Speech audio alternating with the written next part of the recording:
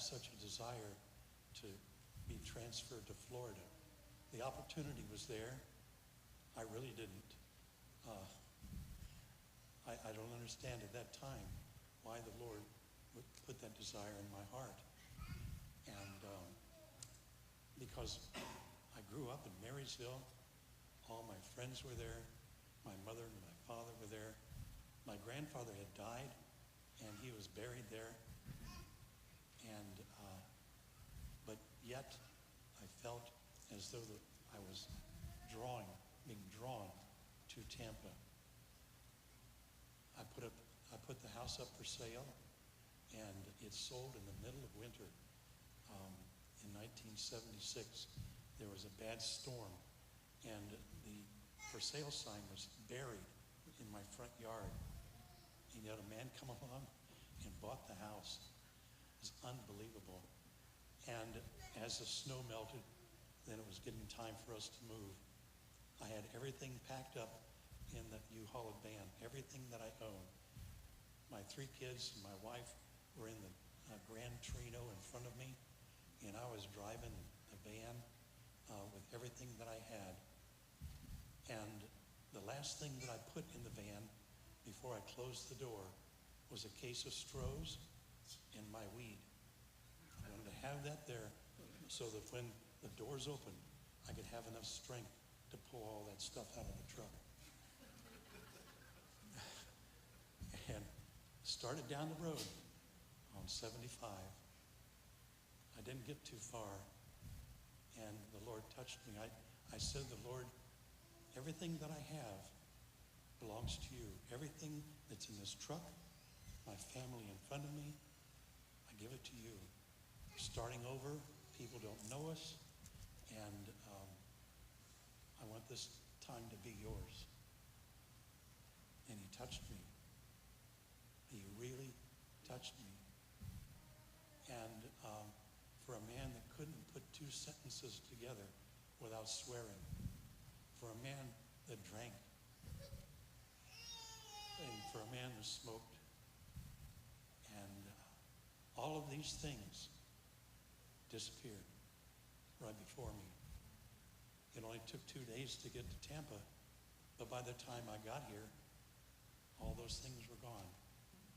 When I opened up the back of the truck, I threw those things away. And all of a sudden, my whole life changed. My children and my wife became the center of my life. And after we unpacked everything and put it all away, I'd asked the kids if there was one thing here that we haven't been doing since we left, and they couldn't think of what it was. I said, I didn't unpack the television. It's still in the back room. For almost 2 weeks at that time, we had not watched television because we were so involved with each other and loving on each other and having fun with each other that television had no room in our life. And for 5 years, we didn't have television. It'd be nice if it was that way now. Yeah. Wow. And so I was here for a couple of weeks, fresh in the Lord, and a friend of mine drove up on a motorcycle, a friend that I went to school with, that I worked with. He and I worked at the same places together in Marysville, and we worked at A.B. Dick together. He was transferred to Chicago, and I was brought down to Florida. He comes down on his motorcycle and said the Lord brought him here. And I had no idea that he was coming. And we didn't advertise to our friends what our address was or anything. But there he was, standing in my front door. And I brought him in, we fellowshiped. He led me to the baptism of the Holy Spirit. And he was here for a couple of weeks, and then he went back home. was a miracle. It was. Um, the Lord brought him down here at that time. There were a couple of weeks later, and I was thinking, gee, I really ought to get into a church somewhere. Although we were having church every day, I really felt like we needed to be in a church. And the Lord directed me to go to Hillsdale Baptist Church. And we started there.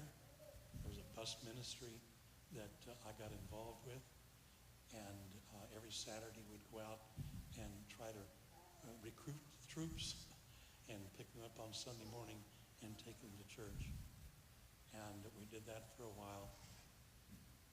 In amongst that time period, the Lord touched me, and in as great a way as he did when I was on the interstate with him.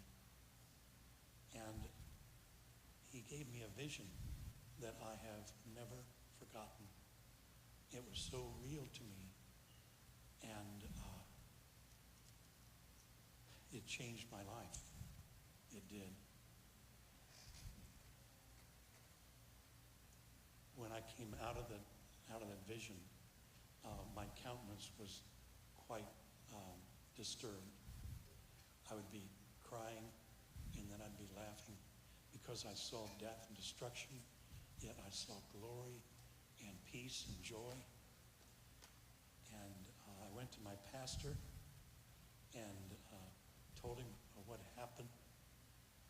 And he told me, he said, without a doubt, Rick, you will never do the works that Jesus did. And to find your peace, you need to go home and get into the book of Psalms, you and your wife, to bring you out of this depression that you're in. My wife and I went home, got into the book of Psalms 91. That was the first one I opened up to. And Barbara and I saw my vision there. And I said, the Lord really did speak to me. And it was shortly after that, within a few days, the Lord sent me to a man.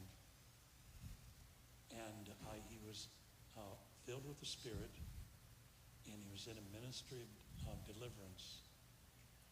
And I was there in his office for a day and a half.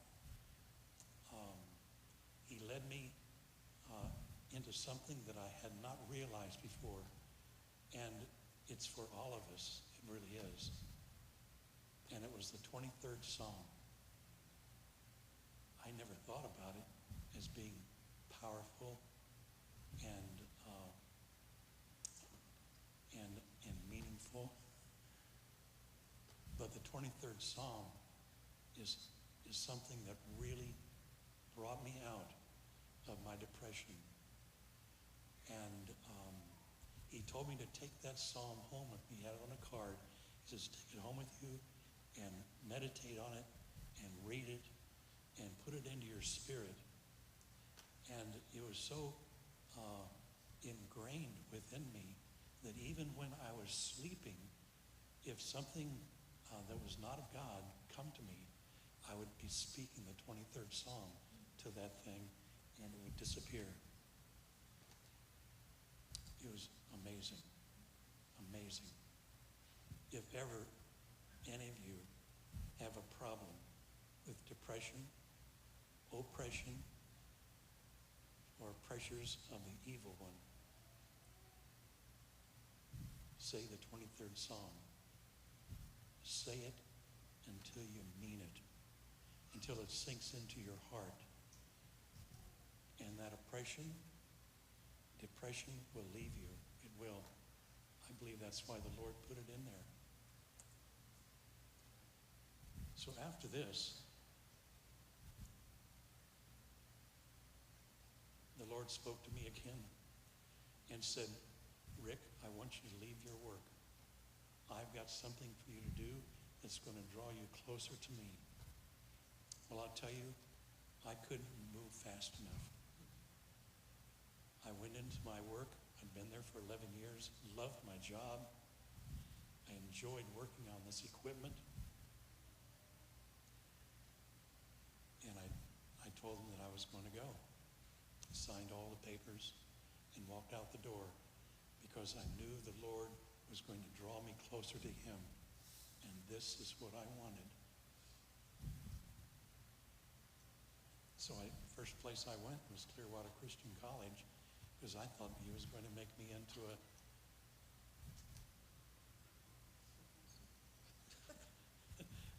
something.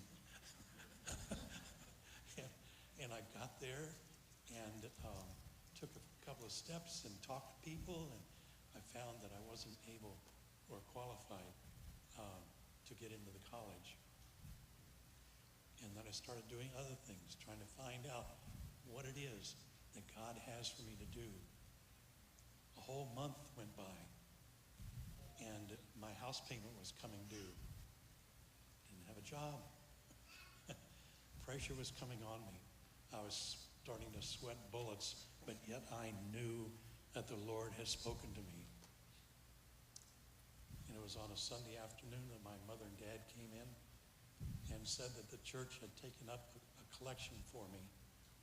And they didn't know how much was there, but this is what the Lord has given me to help through the situation. When we counted it out, it was exactly my house payment. I knew that God was in control.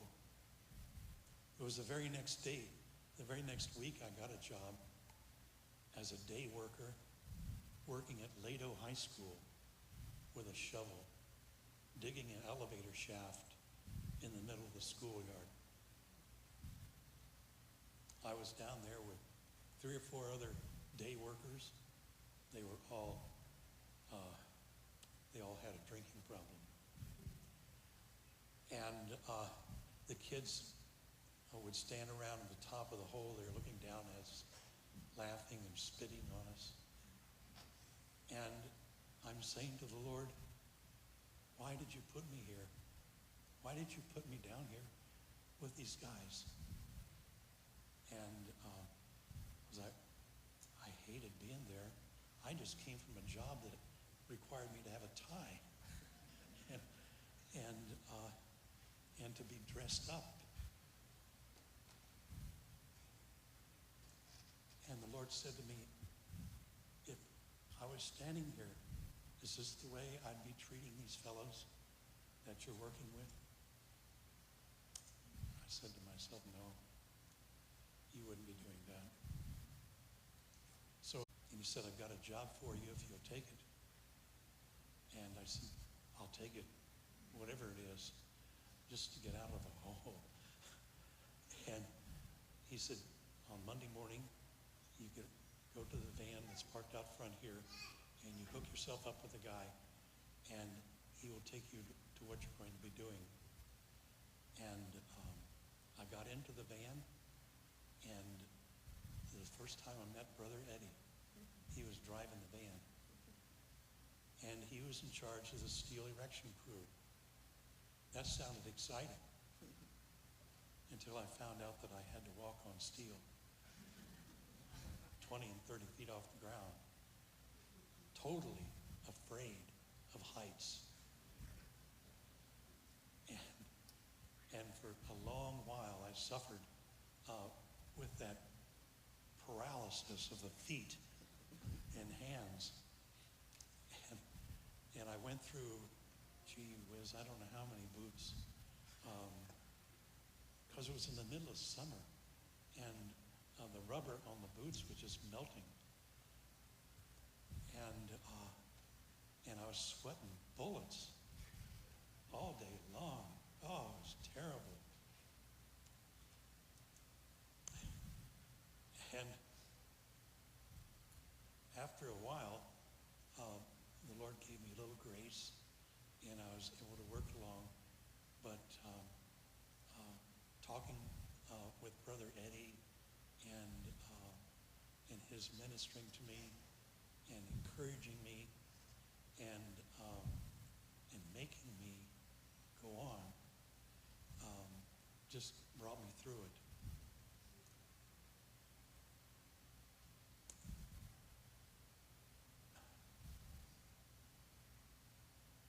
And there was a time that Brother Eddie was asked to come out here to work as assistant pastor.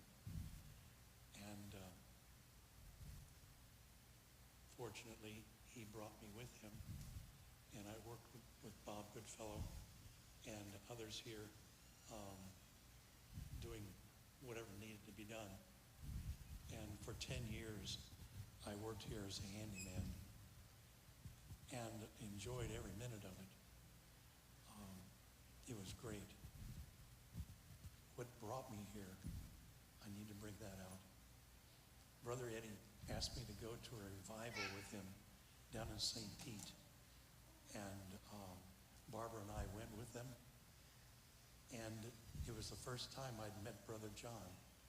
He was up on the stage there. And as he was ministering that night, he stopped in the middle of it and he said, "The Lord has shown me that here tonight are men who are going to lose their heads for the cause of Christ." And when I heard that, I looked over to my wife, and we knew that this is where God wanted us to be. Because the Lord has shown me in my vision that that was something that was going to happen. And I was so excited that I found somebody that understood me. and we started coming out here then. And like I said, for 10 years I worked here. The Lord gave me an opportunity to go to work for the city of Oldsmar. And when I left to go to work there,